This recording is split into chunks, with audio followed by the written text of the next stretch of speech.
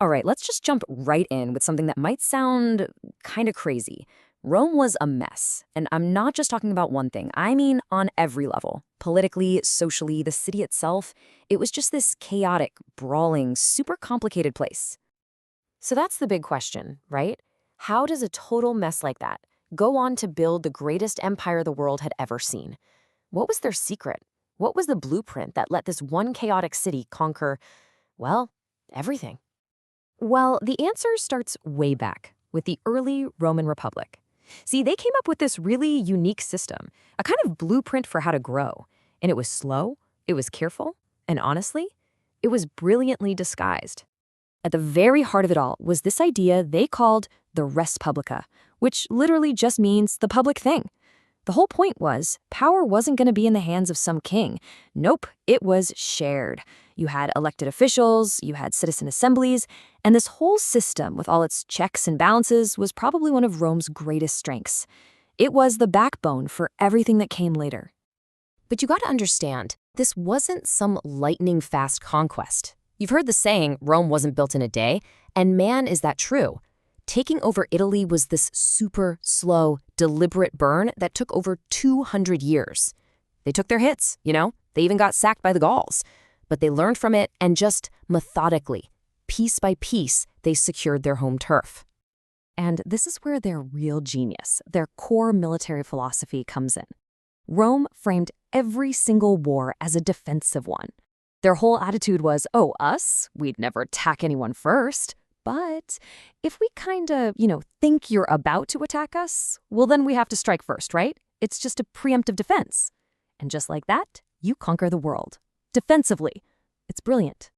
But here's the big, tragic irony. The very thing that made them so successful, this whole blueprint for expanding across the Mediterranean, it's the exact same thing that started to tear the Republic apart from the inside out. Their success literally created the crisis that would destroy them. All of a sudden, Rome is dealing with problems it just wasn't built to handle. I mean, conquest brought in this unbelievable amount of wealth, but where did it go? Straight to the top. This created a massive gap between the rich and poor. Wealthy senators were just grabbing up public lands for themselves. The army, which was supposed to protect the state, became a political tool. And Rome got really good at using violence to control its new territories. And it wasn't long before that violence came home to roost. The story of the Gracchi brothers. This is where everything changes. It all starts with a political fight over land reform. Tiberius Gracchus, a tribune, tries to pass a law. Another tribune vetoes him. That's gridlock. So Tiberius breaks the rules and has the other guy kicked out. In response, the senators break an even bigger rule. They grab clubs, they grab chairs, and they beat Tiberius to death. For the first time in 400 years, a political argument ended in murder. And then, a decade later, it happens all over again with his brother, Gaius. But this time, it's official. The Senate declares him an enemy of the state and 3,000 people are massacred. The line had been crossed. There was no going back. So now you've got this new, incredibly violent political landscape. And what does that create? It creates an age of strong men. The old rules of the Republic, they weren't sacred anymore. They were just suggestions, obstacles you could bend or break or just game to get what you wanted. And let me tell you, nobody was better at playing that game than Julius Caesar. And just look at how fast it all fell apart. The speed of the collapse is just terrifying. I mean, it took centuries to build this thing, and it crumbled into nonstop civil war in just 100 years. You go from the Gracchi brothers to the General Sulla literally marching his own army on his own city, to Caesar crossing the Rubicon, and then the final war that just ends it all. It's breathtakingly fast. So who was this Caesar guy anyway? Honestly, to get a sense of him, you only need to hear one story. When he was a young man, he gets captured by pirates. They demand a ransom of 20 talents, which was a lot of money. And Caesar, he literally laughs in their faces. He tells them they're thinking too small, they should ask for 50, because that's what he's worth. And while he's their prisoner, he's just hanging out with them, joking around, writing poems, and telling them over and over that the minute he gets free, he is going to come back and crucify every last one of them. The pirates just think this is hilarious. What a character. Well, his ransom gets paid, and what does Caesar do? He raises a fleet, hunts down those same pirates, and keeps his promise. That, in a nutshell, is Caesar for you. Charming, bold as hell, and absolutely ruthless. And this is the really crucial point to get. Caesar didn't kill the Republic. He couldn't have. It was already dying. He was just the final, most obvious symptom of a disease that had been eating away at Rome for 100 years. All he did was prove, once and for all, that the system was fundamentally broken, that its own rules could be turned against it by anyone with enough cash, enough ambition, and enough soldiers. And that's exactly why assassinating him did absolutely nothing. The senators who stabbed him, they thought of themselves as heroes, as liberators, but they just completely misread the situation. The regular people of Rome, the ones who got land and grain from his reforms, they loved the guy. Killing Caesar didn't magically fix the broken system that made a Caesar possible in the first place. Nope, all the assassination did was kick off another round of even bloodier civil wars. And the guy who finally came out on top was Caesar's adopted son, his heir, this young, kind of unassuming kid named Octavian. And he had let's say, a radical solution to all the chaos.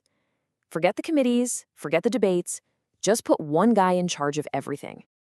And you can just see how much things had escalated. Think about it.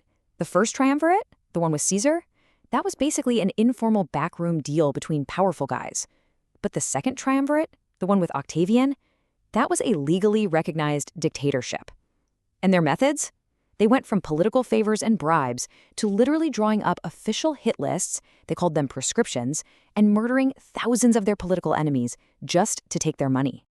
So after he wins the last civil war, Octavian, who now calls himself Augustus, pulls off one of the greatest political tricks in history. He stands up and announces he's restoring the Republic. And he doesn't get rid of any of the old institutions. The Senate still met, consuls were still elected, everything looked the same. The only catch? He just happened to hold all the key powers himself. It was a brilliant move, a monarchy wearing the Republic's clothes. And this is the great paradox of Augustus. Was he a savior or was he a tyrant? I mean, the answer is yes. On the one hand, he stopped 100 years of brutal civil war. He brought in the Pax Romana, this incredible long era of peace and stability. But on the other hand, how'd he get there? Through mass murder and political purges? He even staged human sacrifices. He destroyed the very republic he pretended to save. But, for the average Roman on the street who was just exhausted by generations of war, the results were all that mattered. The chaos was finally over. The Roman peace had begun. And Augustus got to work transforming the city itself, making it look the part for this new golden age. He famously said that he found Rome a city of bricks and left it a city of marble. And that's not just a brag about architecture. You have to see his building program for what it was, a massive propaganda campaign. It was all about making his rules seem legitimate and giving Rome a brand new imperial identity. He paid for epic poems like Virgil's Aeneid to connect his rule to Rome's glorious mythical past. He built these incredible new forums and temples and monuments like the Ara Pacis, the Altar of Peace. Every single thing, every building, every poem, every statue was designed to send one crystal-clear message. The wars are over, peace is here, and you have me, Augustus, to thank for it. So when you boil it all down, what's the big takeaway? It's a really tragic, profound irony, isn't it? The very thing that made the Roman Republic great, its incredible engine of defensive expansion, was also the thing that destroyed it. Its own success created problems that its old political system just broke trying to solve. And that leaves us with this one final, really difficult question. Augustus saved Rome from itself. He ended the chaos, but he did it by killing the Republic and making himself the first emperor. He bought peace, but the price was freedom. So, was it worth it? That's the question people have been arguing about for 2,000 years.